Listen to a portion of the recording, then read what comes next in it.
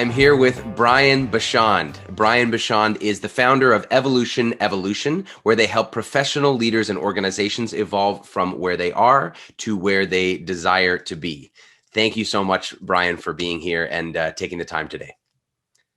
Well, it's a real joy to be here. Thanks so much for the invitation. Yeah, we came across each other on LinkedIn in a very interesting way. I want to highlight it because I think it's for any entrepreneur who's thinking about how to make connections when they're reaching out through LinkedIn or through email. You sent me a voice note, which may sound like a little thing, but for me, it was the only time I'd ever gotten a voice note on LinkedIn.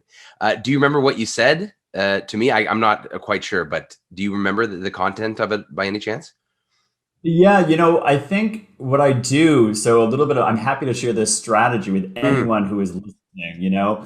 I'm a firm believer about making authentic connections. There are so right. many people on LinkedIn and other platforms that, they want to sell you something or they're looking to connect. And so when someone connects with me on LinkedIn, I always follow up with a voice note and I always say, welcome to my network and thanks so much for connecting and just say it's great to be part of yours. And then I just extend an invitation to get together to have an intro call to learn a little bit more about each other's world, work, and mission. I always phrase it that way. Mhm.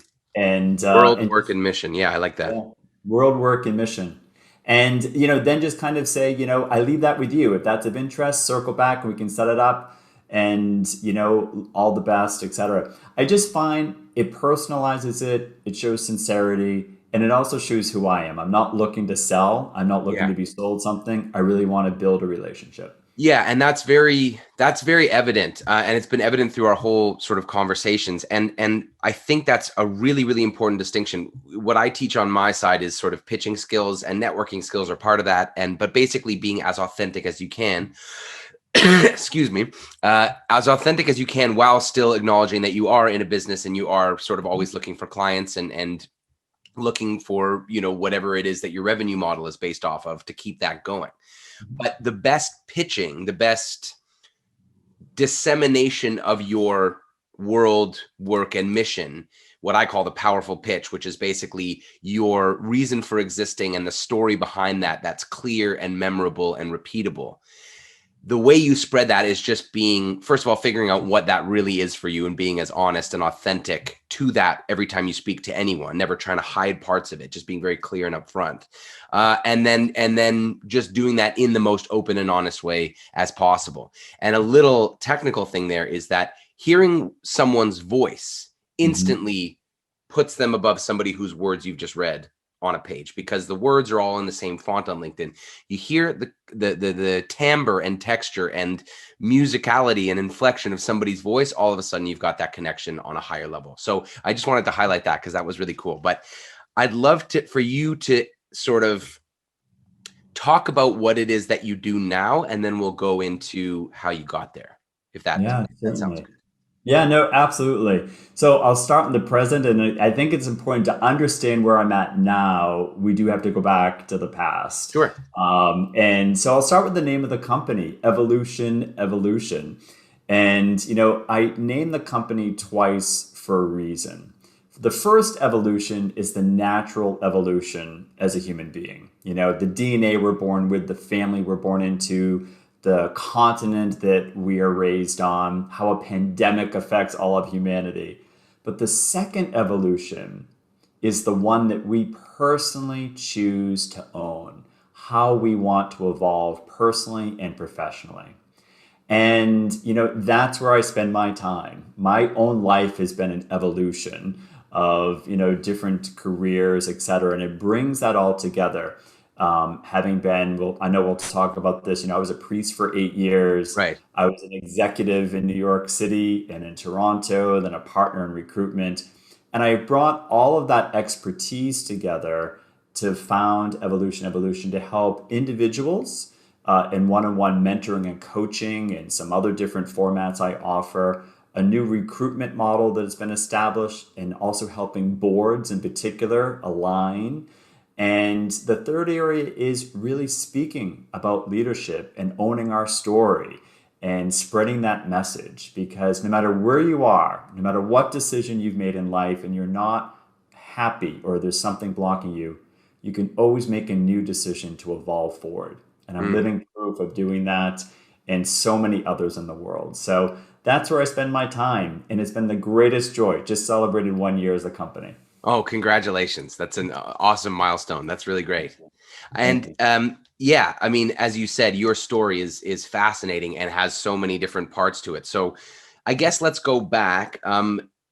Well, I guess as far as we need to. So in your mind, where does it start? So you were a priest. Was that your initial vocation? Like you were young and you thought, okay, I want to do this when I'm older, or how did that happen?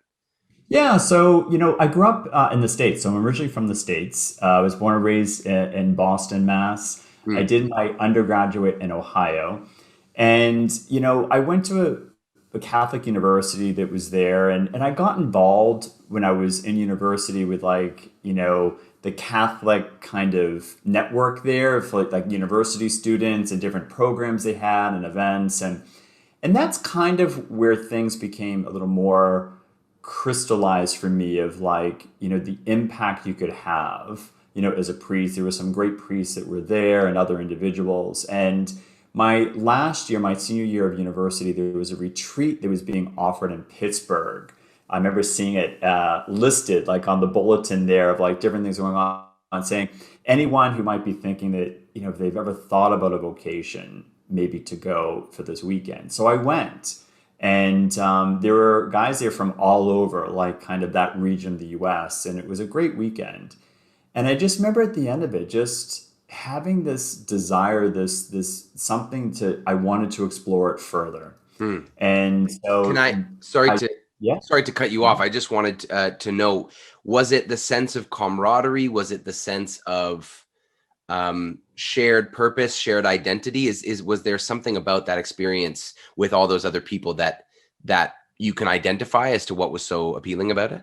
Yeah, I think the greatest thing was I realized I wasn't alone. That was one of the most amazing things, that there were Mm. other people that had these same kind of thoughts and feelings, and Right. I wasn't alone. So right away it was like, wow, like here's this guy from another university, from Carnegie Mellon, who's involved with sports and doing all these things, and he's here. So like it was just nice to know you weren't alone, and have opportunities for each other to share things and to question. And it was overwhelming in different aspects, but that was great.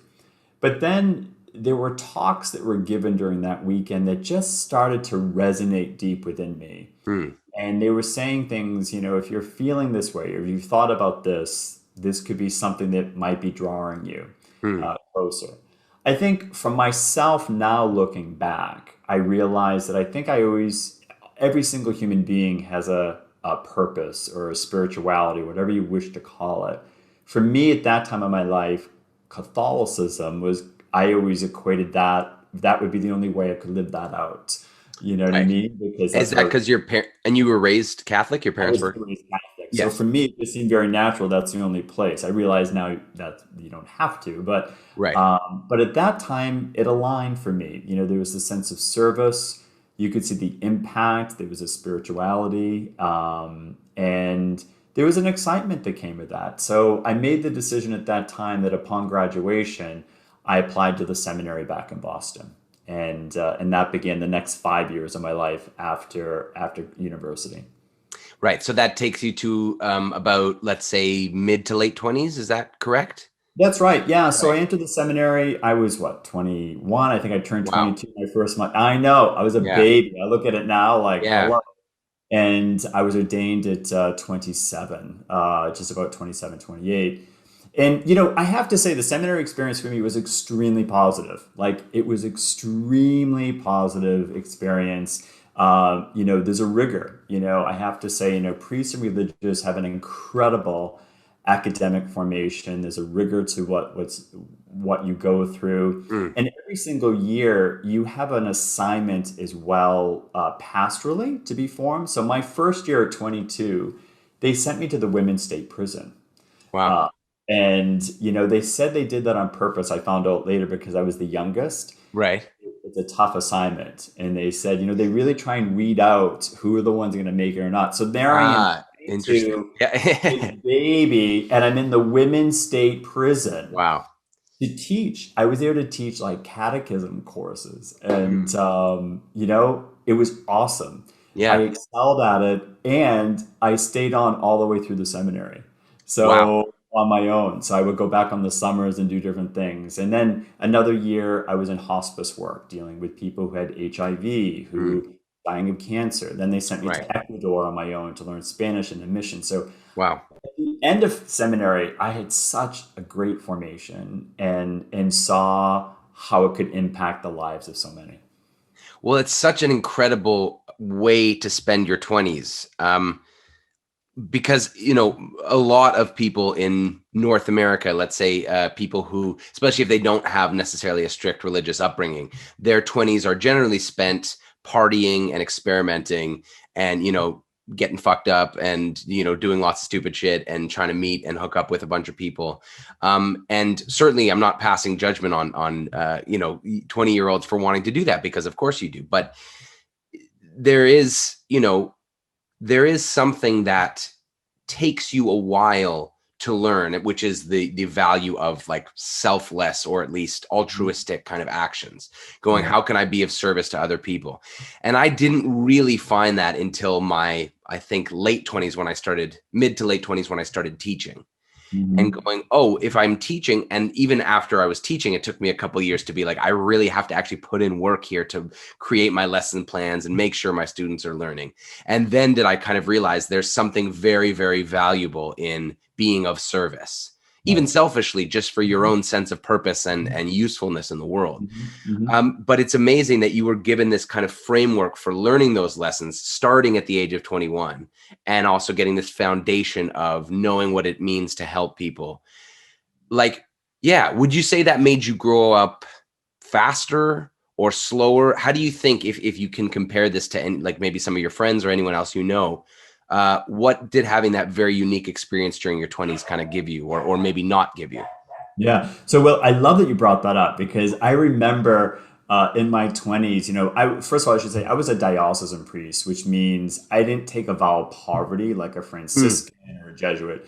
right. So my formation was structured, but I had flexibility. So, we had vacations and we could do what we wanted to do. And Mm, so I would go visit friends of mine, like that I went right. to university with. Like, so I'd fly to Dallas or California, go visit friends, and they're in their 20s, right? Like they're Yeah. like 24, 25, they're working and they're getting their first place, and some are getting married. And I remember sometimes flying back feeling, wow, like I kind Mm, of like I'm still in school. Like, right. Yeah. Yeah. I'm still here.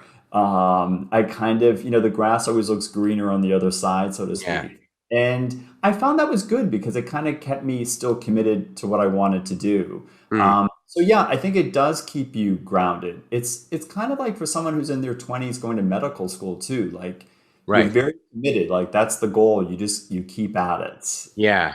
And well, that's really fascinating, because that, like, I always look at medical school when I think about doctors I know, or just the profession in general, as like being a crazy upfront investment. So you're Mhm. investing all this time and money into a later career. So I mean, you damn well better be sure that that's the career you want. Right. And then, so it seems like a similar beginning for you. When did you start to realize that maybe this wasn't your lifelong Yeah. calling? Yeah. So just one point I just want to go back to too is through the seminary, there were many men that left too. Hmm. So I had many, like we had a class that was quite large. We started out, and at the end, I think there were like, it was like the 12 apostles. There were like 12 of us. We're originally started out at like, I think it was like 25. Right. So half of my original class left during the course. And that's positive. You know what I mean? They left for different reasons. They Hmm. just, maybe they just realized, wow, I really thought this was what I wanted, but it wasn't. So for the majority of us who, got to the point of ordination, um, you know, you still go into it with an open heart. You believe you're at the right place, and you go in with the very clear intention freely that this is your life. And so I was fortunate. I served in a parish for 4 years, which was amazing experience. I the parish I was at, we had so many weddings. I felt like I was in Vegas Yeah. sometimes because it was like, especially during like the high peak. like wedding season, sometimes on the weekends, I would have between 2 to 4 weddings. That's a Wow. lot, you Yeah. know? Yeah. And I loved it. Like it was Yeah. great. And I loved being part of all of that. I loved, teaching. I loved going to the hospital. That was something I really loved. I loved being with people that were at a very critical moment, dealing with their health or their loved ones or death. That was something I always felt very comfortable at, and that was really special. I really treasure those moments. Can I And then I was, yeah. Sorry, I was just going to ask you, how do you make money during that time? How does one make money as a priest in a parish? I'm just curious because, yeah, I Great don't know question. anything about that structure. Yeah. Great question. That was one of my questions too when I was at the seminary. Like, how do we live on this? So, how it works is, like I said, I was a diocesan priest, which means I didn't take a vow of poverty, meaning I could own property if Mm, I wanted to, and I got a salary. So, basically, every priest has a salary. And it's not a lot, you know what I mean? It's X amount of dollars per month that is allocated to you. It's a set amount. And each year, as you go through, as you increase your service, that amount increases. right, And so I had that. And, often sometimes too, that if you did, if you were a guest speaker at something, you could be paid maybe for that. You had right, the option of either keeping that or donating it, whatever you wanted. So you could do that. So from my side, you had that money. At the same right, time, I didn't have to pay rent, right? You right. know, that was taken care of. Mm, So that's a huge expense. But I sure. was able to own my own car. I was able to travel and do those things. Great. Okay. No, that's thank you for explaining that Yeah. because it's a question I just realized I just had, for the first time is how that works. And Yeah. that's great. Yeah, it sounds like you had a certain amount of freedom too to make the impact that you wanted, but still kind of live life, for yourself. Because this is a huge topic that comes up a lot is how do people who are living kind of for other people, living a life of service, let's say, whether it's a mother or father of a household who Mhm. is their main focus is to provide and care, or caregivers for people, or people, let's say politicians or activists or religious figures, or yeah, any kind of, let's say, steward of people. A Mhm. big question for them is how do they not give so much that they can't give anymore because they are completely spent. Mhm. Mhm. So yeah, I think that's really interesting that within that system, they recognized that you needed a certain amount of self Mhm. independence and the ability to care for yourself. And yeah, I'm wondering, like I know we're jumping back a little bit, but I'm wondering if you can speak to that dynamic when you're Mhm. serving people, helping people in the hospital, teaching at a prison, uh, you know, educating people in whatever way you're doing and feeling like you're giving. What kind of toll does that take, and how do you take care of yourself through that? Yeah, so I love that you bring that up because it is a very important discussion, not only when I was a priest, but for everyone right Yeah, now, no matter where we are in life, whether you're yeah, single, married, it doesn't matter. So I can only speak for myself that when we were in the seminary, they used to have these sessions for us called like pastoral reflection sessions. And we used to like roll our eyes going into this. And it was so annoying because like you had to arrive and you had to be prepared to share about some type of experience that you had and you had to reflect on it. So for example, let's say when I was doing hospice work, you had to have you had to write up what the experience was. I went into the room and the patient was asleep, but the spouse was next to the bed and they were very upset, and I had a conversation. You had to write all of these details. And basically it was a sense of reflection, but it was also a sense of how did that affect me when I left? Did I carry that on? How did I manage that? And I have to say, those trainings helped because when you are in a service role, you can start to take on unnecessarily some personal energy and burdens of others. And yeah, you for have to sure. maintain that. You have to maintain that you are there, you are to be empathetic, but at the end you have to release it as well back on them. So for me, I think it's very important that, wellness is very important, that you maintain a sense of your own, like, meditation or yoga, athletics. Also making sure that you have a confidential person or network that you can share what might be burdening you, Mm. because there may be times that things do become heavy, or you can also have a blind spot in a situation. So I think that's very important. So I know for me, that's been really key, especially when you're in a service or you're there. You need to be able to talk that out in an effective way. Did they give you guys access to any mental health services that would have been, let's say, more secular? Yeah, so in the Yeah. seminary, it was, you always had, they called it like a spiritual director, you met with, but there were many that, that if you needed additional counseling, those services were available for you. Mm. When I decided to leave the archdiocese, I served 4 years in a parish, and then the last 4 years I worked for a cardinal.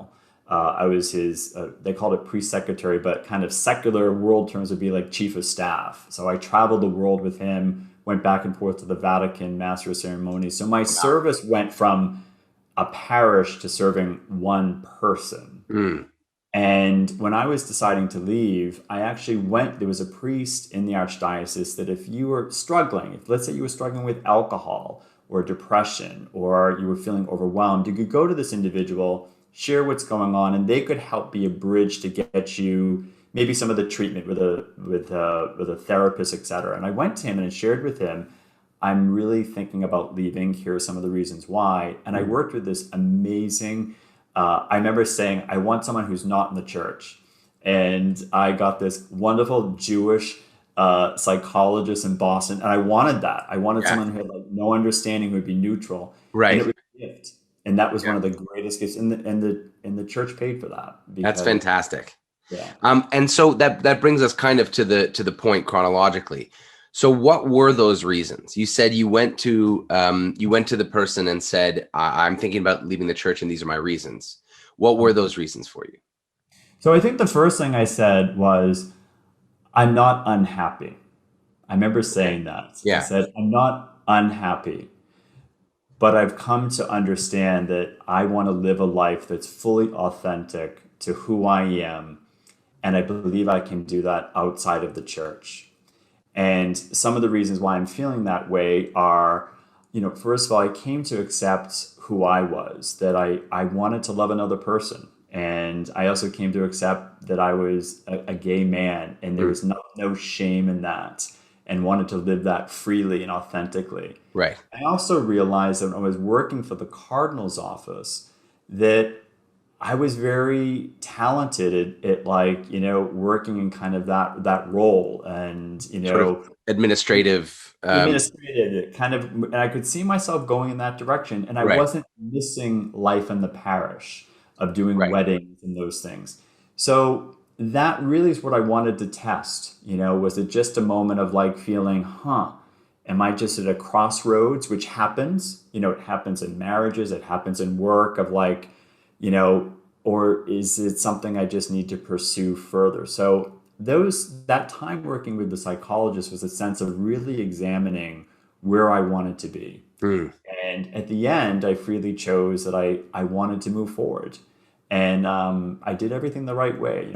Spoke to the cardinal, left on the right terms, and moved on to New York City and started an entirely new career as Brian Bachand. Wow. And so there were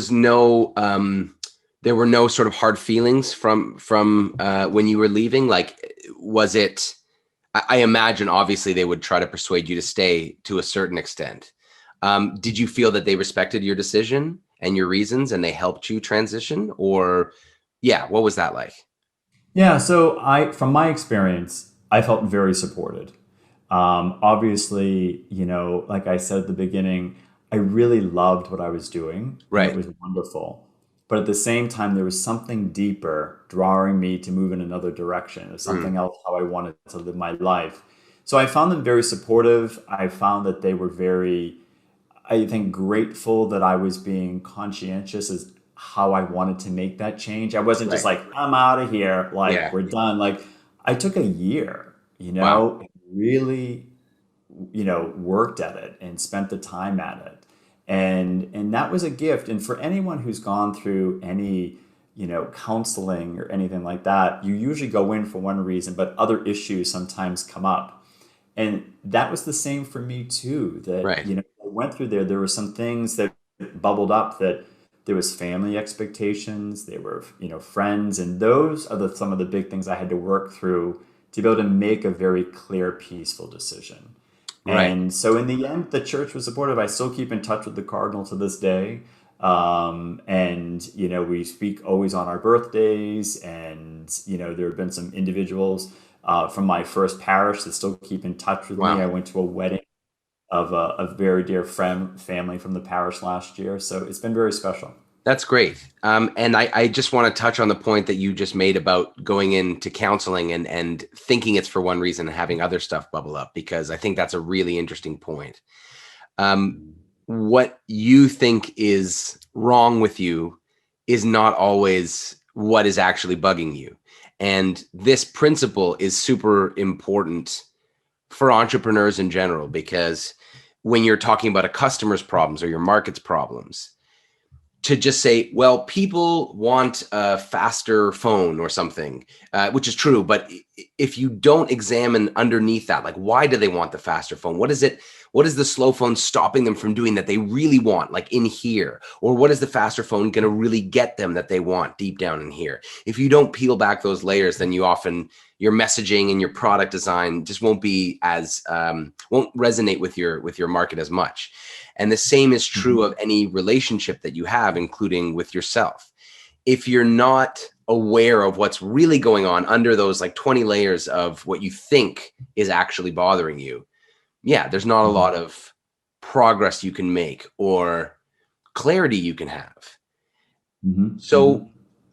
yeah, now that you are working with people to help make this move, what are the steps that you take them through in order for them to identify this stuff that's underneath everything? How do you get them to peel back the surface stuff that they think? Because this is my experience working with clients as well. They come to me and they go, my problem is this, and I kind of go, okay, cool, and I write it down. But of course, I know that there's something deeper that they won't be aware of, and that it takes an outside eye and somebody to go, okay, this, asking some questions and helping them get to what's really going on. What are Mhm. the what are the tools that you found useful, and what are the sort of methods that you do to help uncover that? Yeah. So the first thing when I work with individual clients, which I love doing, which is really great, I often begin by sharing with them that the work we do may feel very therapeutic. Hmm. I'm not a psychologist or a therapist, but it will feel very therapeutic because you may come in saying, I want to, as a professional leader, I'm struggling as a new CEO with the board that I'm like leading, and it's like, there's all kinds of issues. Okay, great. Yeah. But I know that the reason they're struggling, yes, there may be some objective issues there, but it's also something deep within them that's Yeah. being triggered. And so I always put that right out there. So some of the things I do when I work with my clients, one of the first things I teach them, and I tell every single client I work with on this, I begin every single meeting with some type of grounding exercise. And I'm very clear about that. And what's the purpose of that? So the purpose of that is a sense of being more focused and bringing down our stress level into the conversation. So I teach them a breathing exercise at the beginning of every session. And I always gauge the individual that comes in and where they're at. But I teach them different methods. The block method. We breathe in for 4, hold for 4, out for 4. And I tell them scientifically this is proven of how this reduces your stress. Right. And these are things how you can incorporate into your daily life. And by doing that right away, it takes the client immediately into another place. Yeah. So we begin the session right away and they're more focused. Then, as we begin the conversation, it's very important to listen. So I listen. And you listen for key words that come up. And, for example, there can be things about, when someone says something, I'm really trying to I just keep pushing. I just keep pushing and trying to get this through to them. And, I don't know why they're understanding. Well, okay. So we start going through, I start asking questions. So what are you trying to control? And then we start breaking it down to usually there's something core within them that is impacting this decision, whether it's a fear, whether it's a sense of perception. And we do some different aspects of how they can almost self-sabotage themselves through that. So I take them through an exercise of how we kind of like how they can self-sabotage even with their strengths, and how that can work. And really looking at some of the concrete areas that may be holding them back, especially a lot of it is always rooted in fear, especially fear as a leader and expectations. Right, which is one of the deepest evolutionary instincts that we have. Fear. It's one of the the biggest motivators of our behavior. And unfortunately, the fear that we've evolved to deal with is not the fear that still what we've evolved to deal with. That fear doesn't really exist for most of us anymore. Like, lying in the tall grass and hearing a lion approaching and having to get the fuck out of there. Like that's not really what we need to worry about these days, living in sort of communities where we've kept the wildlife out. And it's, what we are worried about is our social standing within our greater tribe, let's say, thinking from an evolutionary perspective. So and fear is, I think, one of the emotions that's common to all species, even single-celled organisms or tiny little invertebrates. Like they all feel fear, and it creates an intense physiological response where your shoulders tense up and your jaw tenses up and you start to sweat and you can't think properly. So how do you and nobody wants to think of themselves as fearful, right? A lot of people don't want to admit I am scared. So one thing I do often is an icebreaker right away with my workshops is I'll say the icebreaker will be, hi, my name is, and I'm terrified of, or I'm terrified that. And all of a sudden, getting everybody to admit it, you just feel this kind of collective, release, whether it's in the room or now on these Zoom things. And people are just automatically so much more real with themselves and with other people once they admit that it's okay to be terrified of something and it's natural. That's one of the most human things you can be. Right. So what's the most common fear that you find your clients are dealing with? And is this something you share and recognize? Yeah. So first of all, I love how you articulated the use of fear from an evolutionary standpoint. You're saying the words that, they ring to my ear there. I just want to emphasize too that fear is not always a bad thing. Right. Fear can also be very positive. And thankfully we have fear, because there can be a natural fear of no, this isn't the right thing to do. Or back away from the edge of that cliff. Exactly. Yeah. Those are good fears. Or even from a business perspective, there are certain fears this just isn't feeling right. So I just want to say that's good. Yeah. The fear that I focus on is fear that holds us back. Fear that turns into judgment, fear that turns into hostility, fear that turns into bullying, fear that turns into self-hate. Those fears usually come through in two big areas for a lot of the clients that I've worked with and workshops and listening to others. First of all, fear of failure, Right. So that's number one. So, there's a sense of expectation. So that expectation, fear of failure, usually goes back to, that's a natural one thing, that's natural. No one wants to fail. But for someone that's really struggling with that, it usually goes deeper. It usually goes into a lived belief system, whether it's from the family, whether it's from an experience they had work-wise, and there's usually something there that needs to be brought out. So that's one. So fear of failure that's really holding them back. The second fear is the fear of how they're perceived. Right. And I think that's one of the biggest aspects, no matter what leader is there, how they're perceived. And that's one of the biggest things that we have to really kind of work with, especially if you're in a big leadership role. People that are sometimes brought in to be a CEO, I've often shared this with clients who are CEOs, they feel they have to know everything. Yeah. There was one client, a CEO, just feeling overwhelmed that when they were going for pitches and new meetings with clients, I don't know all the information. And I said, you don't have to know all the information. Right.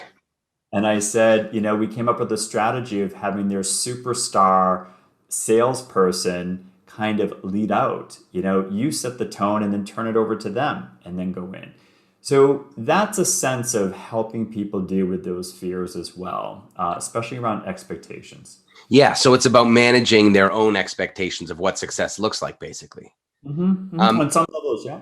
Yeah. I mean, because, as you say, you don't have to know the answer, but to them, failure is not having the answer to every single question they might get. But one of the biggest things that I learned, I actually learned this when I was still a teacher, was I had a great teacher mentor who told me it's okay not to know a grammar rule when your students ask you.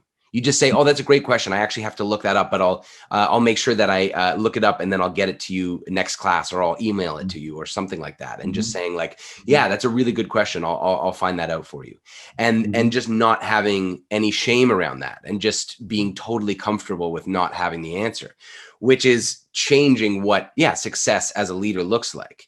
And I just want to say too, I've noticed this really interesting phenomenon, which actually makes a lot of sense, which is I'll go in and work with a whole company, and I'll get the salespeople or the customer service reps or some of the executives up there, and they're doing their spiel and I'm coaching them. And then the CEO will come up and they're the most nervous of anyone who's up there. The person with the most power feels the most exposed and vulnerable to be coached and to be speaking in public in front of their team, because I think it's just such an intense fear of perception. They go, I need to knock this out of the park. And the stronger that need to knock it out of the park, the less likely you will actually do that, which is that terrible paradox. But it's just let go of that need and then watch your success rise.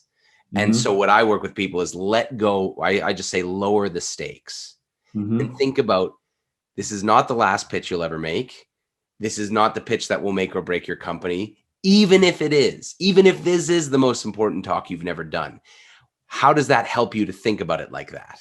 Most people I work with are not lazy. They're not shirkers. They don't need motivation to practice and prepare and rehearse. What they need is a better perspective on what success looks like and how to recalibrate their way of thinking about, their nerves and their stage fright. Absolutely. Yeah. And sorry, actually, please. I just want to say, just to build, because I love that you brought that up. And I just want to make a point. One of the things that I find with people who are struggling, especially like a CEO or, someone at that level, is also lead and do those talks based on their strengths. So often the fear that we build, and we just build and build and build, is because we keep comparing ourselves. Oh, this CEO does that. I want to connect with that. And when you start doing that, you just start collapsing internally. So one of the things that I do with clients is to say that we focus on their strengths. We focus on something, how they do connect, and build from there.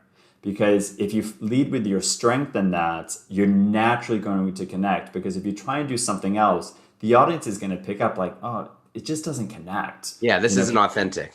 Yeah, she seems so rehearsed, or like this, like he's just fake, like what he's saying. But when you lead with the strength, it comes across much more authentic, and that reduces the fear. So I just wanted to get that in. That's a great point. And I also find that what a lot of people regard as their annoying idiosyncrasies are actually their strength.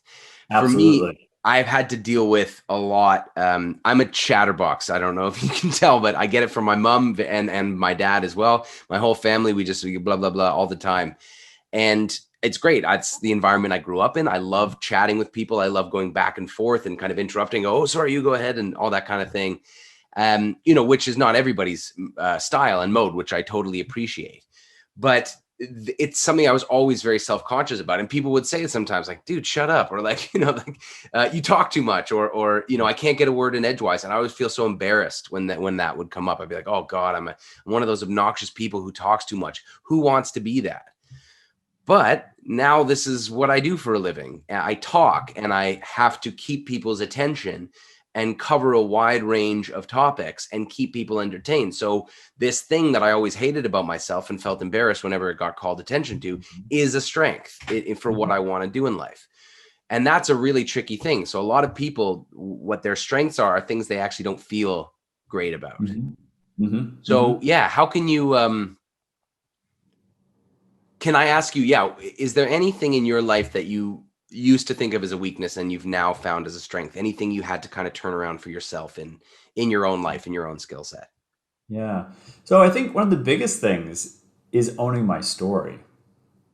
So, and I've never been ashamed of kind of my story. I was a priest, but when I left and moved to New York City, started this whole new life as, an executive, and then, came to Toronto, and that continued. I never hid it, but I was very focused on, I wanted people to know that I was good at what I was doing now. You were a businessman and yeah, exactly. Right. Yeah. Like I was really good at this and built a big network and all that. And so for me, I never hid that I was a priest, but I didn't talk a lot about it because I didn't want to be perceived in a certain way. Yeah.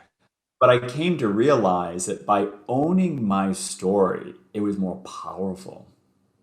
It makes you unique, and it's an amazing story.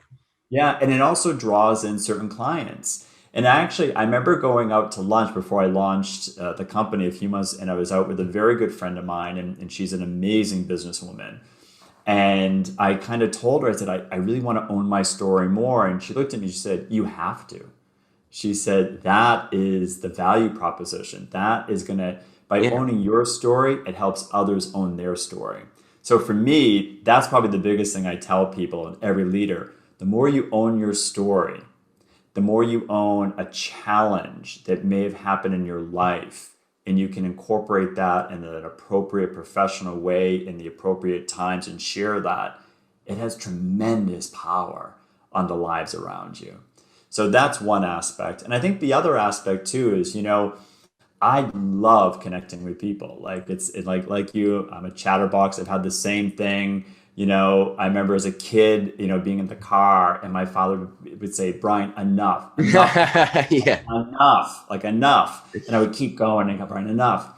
But like you, it's been a gift, because for some reason I'm able to connect with individuals, and I've used that as a strength of building relationships and reaching out. And also at the same time, learning that how to ask the right questions, not just talking for talking, but then asking the right questions of how you need to ask. And that's been powerful. Right. Because if you are a chatterbox who just likes to hear themselves speak, then people won't annoy listening. Yeah. Annoying. Yeah. Even if you're on stage and the microphone is solely yours, people can still feel that. They can feel if you're just talking so that you can kind of feel important. If you're not talking to connect and to give value and to try to explain these ideas that you have in your head and the stuff that you've done work on and researched and created, people can sense that. And they, it's like a musician who is playing for themselves and they're just like, blah, blah, blah, and as somebody who's really connecting with the crowd, that's an alchemy, a magic that you can't really define, but can sense like that. And so what advice, because I deal with a lot of introverts, and I'm not an introvert, but I have social anxiety, which is, I make a distinction there, because social anxiety to me is an intense desire or worry, again, about how I'm perceived. The fear of how I'm perceived is massive for me. I think that comes from being a child actor. Like since I was 7 years old, I would go into a room full of adults and be like, am I good enough for the job? Am I, do you want me to sing a song, or do you want me to do a dance? Or I memorized all the words in my monologue. And from a very early age, I realized that to be successful as an actor, in this young child acting career, I had to be whatever they wanted and make them like me. And if they did, I got the part and I got to do the work I loved. And like the money wasn't even really in the equation. But if I didn't, that was like, I failed and I didn't get the part. And I needed to go back to the drawing board and figure out how to make people like me. And so I have this insane really like way more than I need to be about whether or not people like me, although it's something I've worked on. But I'm Mhm. not introverted in the sense that I really do love being around people, and it's easy for me to connect with people. Mhm. For people who are not clients of yours or friends of yours or loved ones, what advice, not that our way is better obviously, but I know a lot of introverts, like they just go, how do I carry a conversation with this person? I haven't have a coffee with them, I don't know what to talk about, or I'm in this meeting and they want to grab a drink or something, like, what do I do? Mhm. What are the ways in which you do that? How do you connect with people? And if anybody's listening to this who's an introvert, how can they start to adopt some of those behaviors? Absolutely. So, like you, I'm an extrovert, right? And unfortunately, we live in a world, in a society that kind of puts extroverts as kind of like what everyone should be. You Yeah, know what I right. mean? And that what people are drawn to. However, in my life and world, my closest, most intimate friends are usually introverts. I think because it complements. Yeah, But the difference is introvert, extrovert is all about how you get energized. yeah, So, probably like you, if I go to when we used to be able to go before the pandemic to a cocktail reception or networking, like I'm buzzing. Like I have no issues walking in a room and I know how to make conversation and I can gently kind of sail from one to the other and I'm leaving there and I'm buzzing. Like I just like it's all great. For an introvert, it can be like you're just yeah. drained. Like Get you me the just want hell to out of go, here. Yeah. yeah, like you just like I hate this. These people are crazy. Like I don't know what to say. So what I share with introverts are two things, and it goes back to something I said earlier. Always lead with your strength. Don't try and be an extrovert. Don't try and be like Will or Brian or someone else that, oh, if I could only do that. However, if that's a struggle for an introvert going into a room or, oh, how do I have this coffee? Like, I feel so awkward. Like, how do you begin? You have to have a couple tools, in your toolbox. Yeah. The best strategy for an introvert is to know great questions to ask to get the other person talking. That's why Yeah. I always tell. Yeah. It's that simple. You just start, an extrovert is going to have no issues chatting right away. So ask them questions, ask them questions. Yeah. And I often tell them as you're listening, that will help provoke the next question. And if something there kind of triggers, like, wow, I like that, then jump in. I think the other thing is for an introvert, if they're with an extrovert that doesn't have the EQ to pick up how they are in a conversation, they're probably not people you want to connect with. Right. Because I feel as an extrovert, when I'm with someone, I'm very sensitive to, okay, they're more introverted. Okay, I probably do more talking. But if they're not engaged in the conversation, I'm doing something wrong to not make them feel comfortable. Right. And so for an introvert, if it's all one-sided from one other person, doesn't mean they're doing something wrong. It could also just mean that person is just talking too much and not really interested and not having the EQ to realize that that person needs their space and to be respected to speak as well. Yeah. It's a very the art of conversation is very subtle, and it's so much. Yeah, it is really an art. There is no science to it. There are no magic question you can ask to get someone talking. There's general good principles. I mean, I always say, like, almost everybody has either a family, a dog, a pet, or a hobby that they'll go on forever about, like whoever they are. And if you just find one of those things, so whether it's their kids or it's their pet, or it's the thing, the passion that they love, and if you poke around a little bit, you can Mhm. find it. And then once they're on Absolutely. that thing, you go, oh man, this guy is, I met one person who, his passion was Tex-Mex food. This was in Houston. And Mhm. like, he just loved Tex-Mex. That's his favorite thing. This guy's just going on about all his favorite restaurants and stuff. But it was great. I was also in Houston. And I was like, oh, I'm going to go to that one. And I went there for lunch the Yeah. next day. So Yep. I was genuinely able to enjoy that, even though it seems maybe like a banal topic of conversation, or like, people say, I hate small talk. But small Mm. talk is amazing, because if you just say, I'm not going to judge this as small talk, I'm just going to engage in it, you find a lot of information and connection with people in this, so-called small talk, because small talk includes, your children or your family or your Mhm. work. Like maybe their driving passion is their work. Sometimes I just ask the question, so what do you do? And then we're off on this amazing conversation. Yeah. I think too, one of the things that for introverts that can make a profound impact, is especially if they're at an extroverted event, is asking thoughtful questions because you'll be remembered. Yeah. Everyone can say, "Oh, what do you do for work?" or Yeah. "What do you do?" Well, okay, well, who cares? Like everyone's going to ask that. Instead, you can begin by saying, "Wow, like, what has impacted you to come here tonight, to this conference?"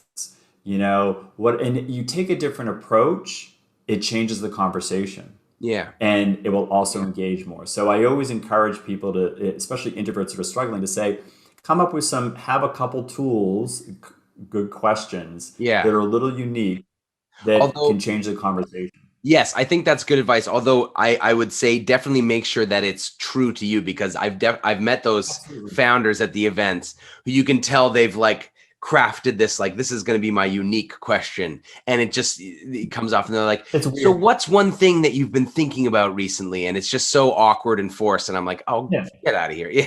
Like, Yeah. yeah, it just Yeah. It feels has to be so authentic. contrived.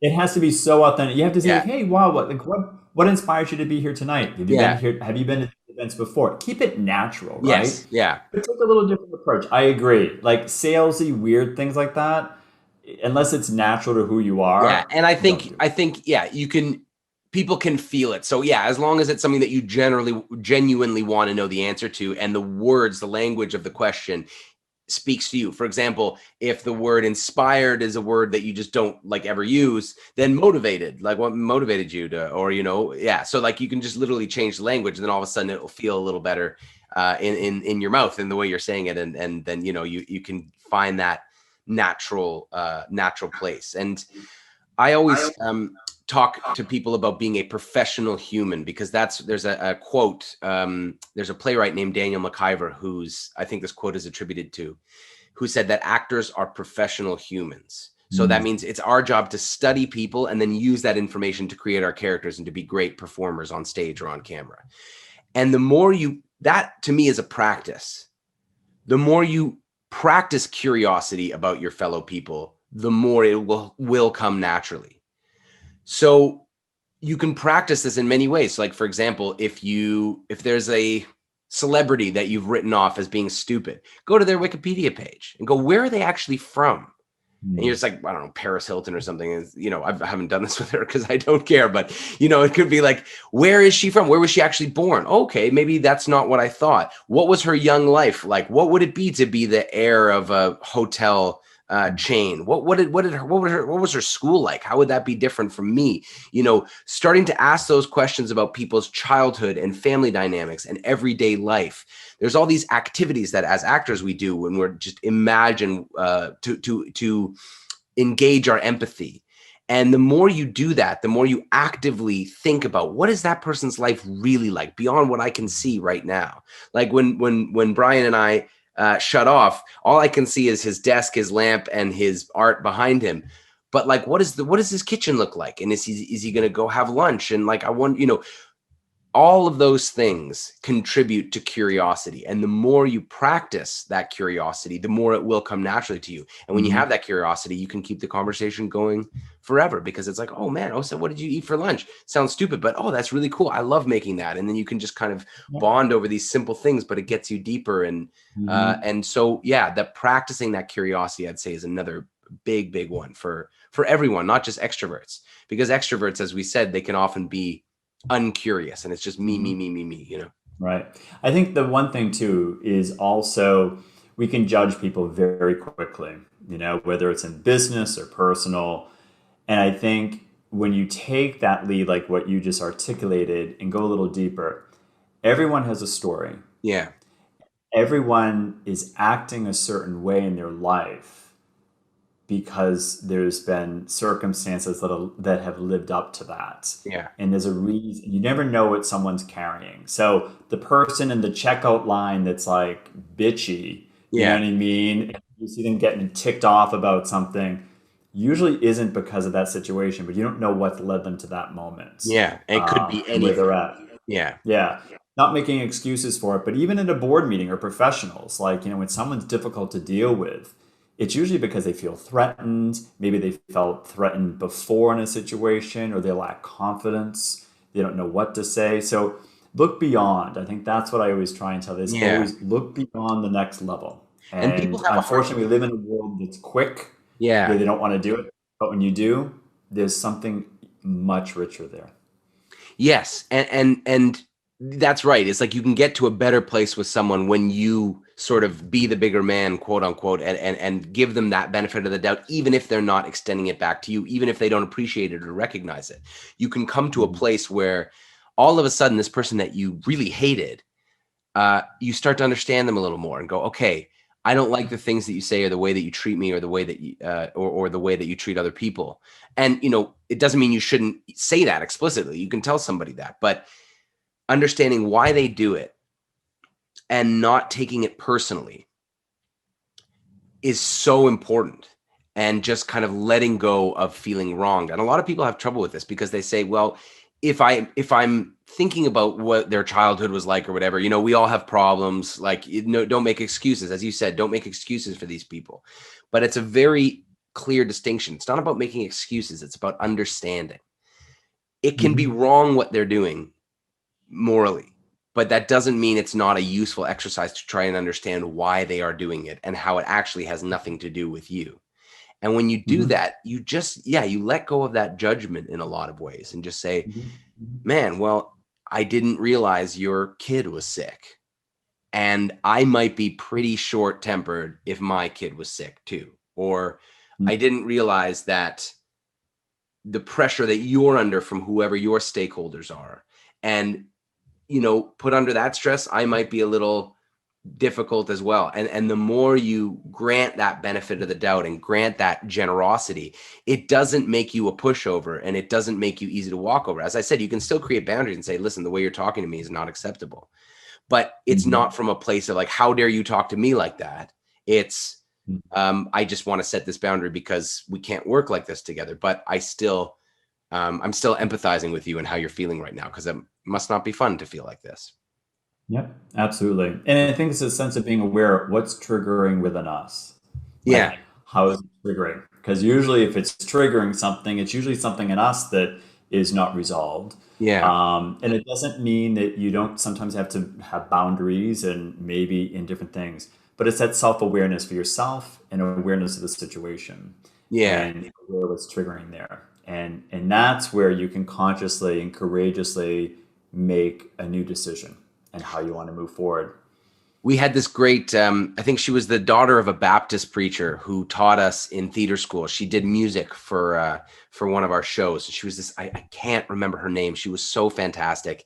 But she taught us music. We had all these old Baptist gospel songs that we were singing, which I love. That type of music. It was so incredible. And she worked with us, and she told us this story once, which I remember really well, where basically she made a comment about somebody's hair or something in passing, and that woman freaked out because she's like, I think she was like, I'm a cancer survivor or something. How dare you talk about my hair? And stormed away, and she was just feeling mortified. And then somebody said to her, that's her thing to deal with.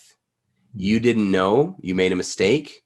Don't carry her shit. And then the kind of moral of the story was, everybody's carrying around their own shit.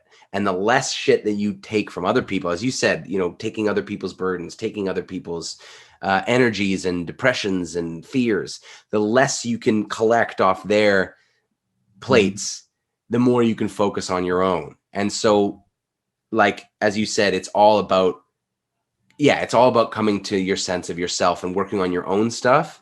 And then eventually you can stop being upset really by anyone. I mean, the more I do this work, the less other people upset me. Of course, I'm not a monk and I can't just go through life unupset, but the difference between my reactions now versus like 5 years ago is amazing. That's amazing. Yeah, sorry, we've gone a little bit over time here, but thank you so much for talking to me. I've lost my microphone. Can you hear me now again? I can hear you. I Okay. can hear you. Well, thank you, Will. And, and thanks for such, an honest conversation. There's a lot of things that were said, a lot of directions you could continue to go in and different Yeah, things, I but mean, we could probably do this forever. as two chatterbox, speakers here. But I think, the most important thing is life is an evolution, Mm, and be patient with yourselves. And the more patient you are and the more open, the more you evolve and the more freedom you have. So I'll fantastic. end there. Thank Thank you. you. And where can people find you if they want to check you out? Absolutely. So definitely on LinkedIn, connect with me. You'll get a voice note back. So Brian Bachand on LinkedIn, happy to connect there. That's where I spend a lot of time on the social media platform. My website is www.evolutionevolution.com. It's about to go through an evolution website change to be all Nice. updated, but you can certainly connect there as well. And my email is brian@evolutionevolution.com. Fantastic. Brian, thank you so much for your time today. I'll talk to you soon. I look forward to it, Will. Thanks. Be well. Bye.